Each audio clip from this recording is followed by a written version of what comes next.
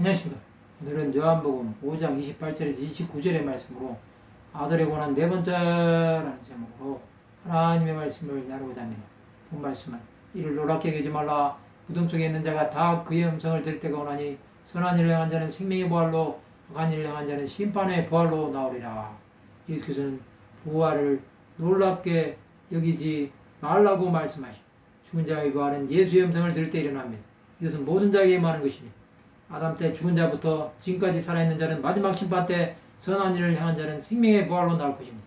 이 생명의 부활은 이 땅에서의 삶으로 판단하는 것입니다. 이 땅의 죄는 하나님 나라로 들어가느냐 들어가지 못하느냐로 결정나는 것입니다. 생명의 부활은 예수를 위해 산 자들이 들어가는 것입니다. 아벨부터 성전 사이에서 죽임을 당한 사가랴까지 하나님 나라를 위해 숭배한 자들은 생명의 부활로 나오는 것입니다. 또 복음을 전함으로 땅까지 예수를 전한 자들도 생명의 부활로 나오게 될 것입니다. 수많은 사람이 주 예수를 위해 살다가 하나님의 부르심을 받았습니다.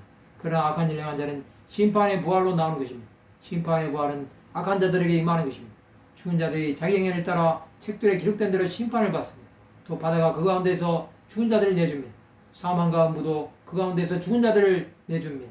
각 사람이 자기 행위대로 심판을 받습니다.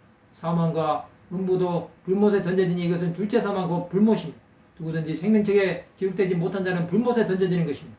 이것으로 심판은 맞춰지는 것입니다. 생명의 부활, 사망의 부활은 주 예수를 믿었는지와 믿지 않았는지로 결정날 것입니다. 이것은 이제 모든 이들이 다 심판대 앞에서 받게 될 것입니다. 우리는 그 시간이 다가오고 있음을 보게 될 것입니다. 하나님은 주 예수를 따르는 자에게는 은혜를 주시지만 그렇지 않은 자들에게는 심판으로 갚아주실 것입니다. 우리는 그것을 알고 행해야 합니다. 하나님을 바라보므로 생명의 부활로 나가야 합니다. 이 땅의 시간은 무한하지 않습니다. 언젠가는 맞춰지게 되어 있습니다. 그 시간이 올 때 우리는 하나님 앞에 가게 될 것입니다. 그것을 깨닫고 하나님 앞에 서는 자가 되어야 합니다. 우리 삶이 하나님 보시기에 거룩할 때 선하신 길로 인도해 주실 것입니다. 생명의 부활이 우리의 삶의 목표가 되어야 합니다. 그것이 우리가 이 땅에 있는 이유가 될 것입니다. 하나님의 자비하심이 우리를 감싸 안으실 것입니다. 예수 안에 있는 자는 결코 정죄함이 없습니다.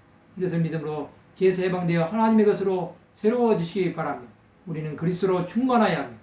이런 하나님의 자녀들이 되시기 바랍니다. 주께서 주시는 생명의 역사가 우리를 살리실 것입니다.